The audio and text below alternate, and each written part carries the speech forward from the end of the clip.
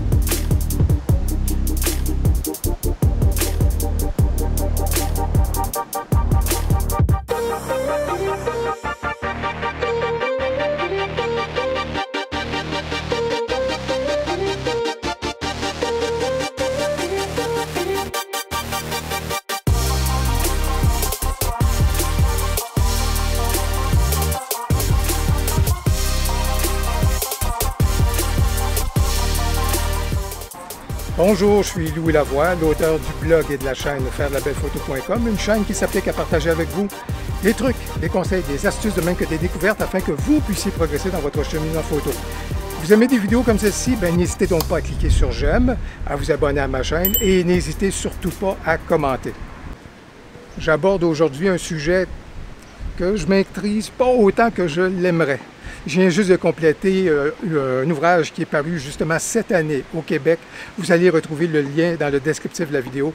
Si vous avez l'occasion de l'acheter ou encore là de l'emprunter à votre bibliothèque, faites-le parce que ça nous amène à découvrir tout le monde de l'art mural, je vous dirais, avec ses codes, avec ses règles, avec ses artisans, avec ces gens-là qui ont leurs propres règles et puis à ce moment-là qui ont leur point de repère.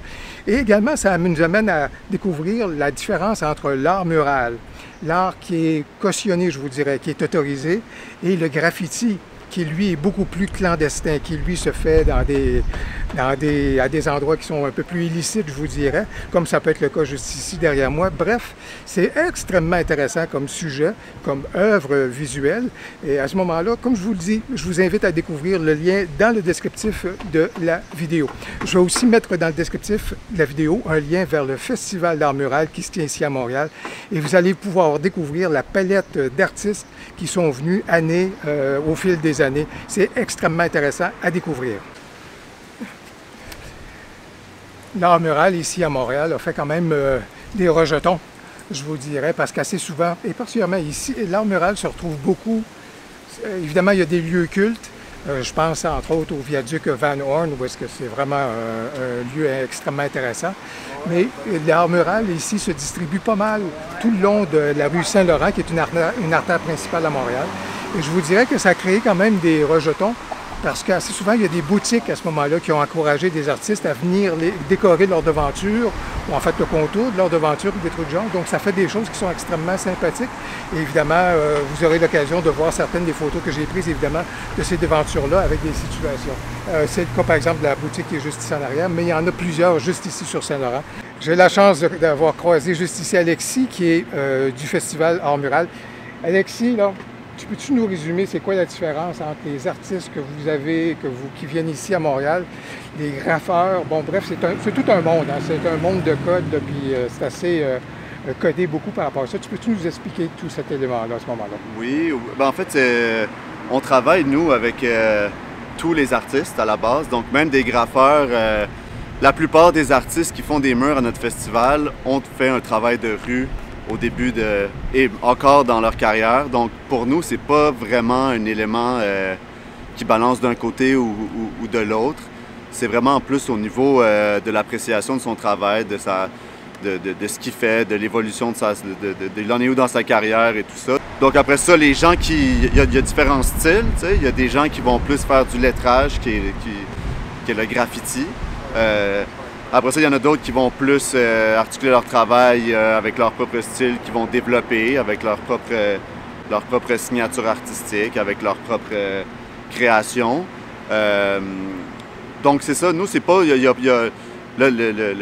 les deux se fondent bien, c'est un univers avec, oui, beaucoup de petits éléments d'une politique interne, qui existe. Ben, ce qui va se passer souvent, c'est qu'il va y avoir un artiste qui va peut-être qui va être plus reconnu, qui va venir faire une œuvre sur une murale. Puis après ça, ben, il va y avoir d'autres artistes ailleurs qui, eux, vont venir, puis qui vont venir, dans le fond, poser leur nom, leur tag name autour de l'œuvre, ce qui va faire en sorte qu'ils vont être vus, puis ça va permettre une certaine reconnaissance, puis le fait de se populariser, puis de montrer que ben, qu'ils sont présents dans la ville et tout ça.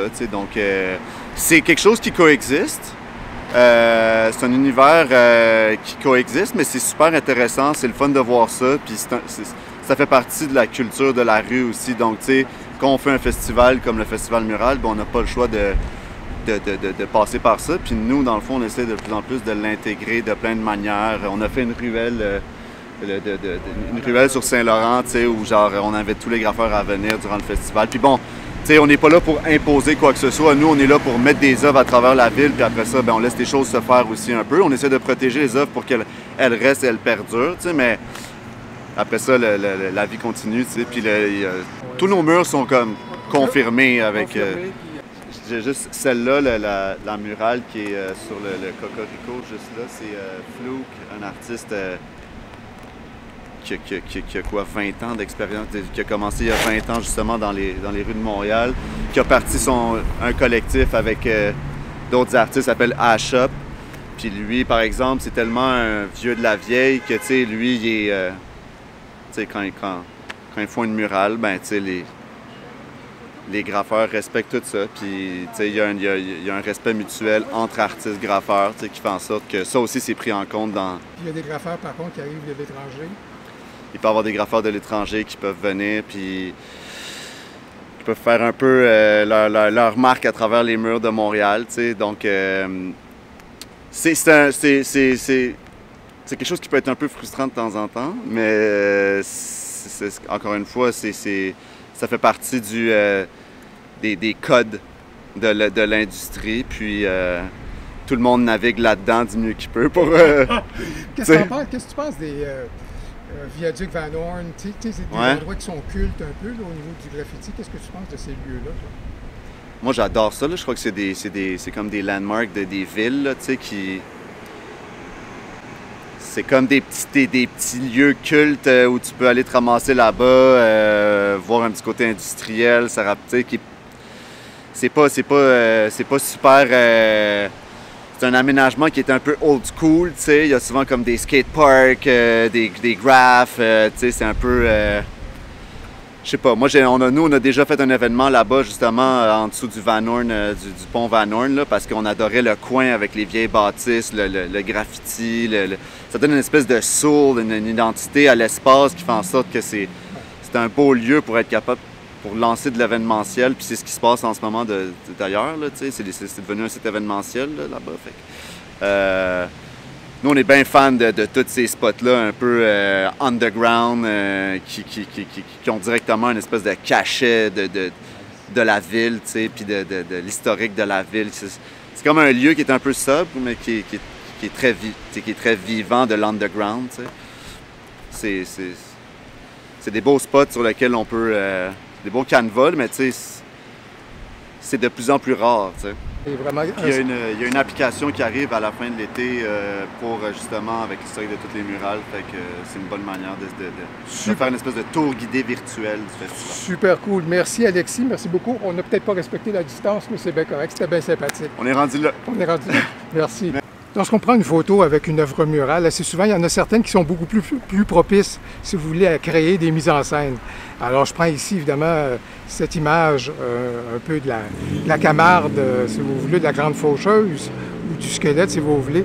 Et c'est bien évident que dans ce cas ici, C'est assez sympathique, surtout avec l'arbre là, qui crée quelque chose d'oblique, qui crée un élément qui est extrêmement fort dans la photo. Bien, ça peut être intéressant justement d'attendre qu'une personne arrive à l'endroit judicieux pour prendre une photo. Et c'est ainsi assez souvent pour les œuvres murales. Il y en a certaines qui s'y prêtent très bien, tant par leur forme que le sujet qu'elles abordent, que la situation qu'elles dépeignent, à pouvoir à ce qu'on puisse mettre à ce moment-là un personnage dans notre scène.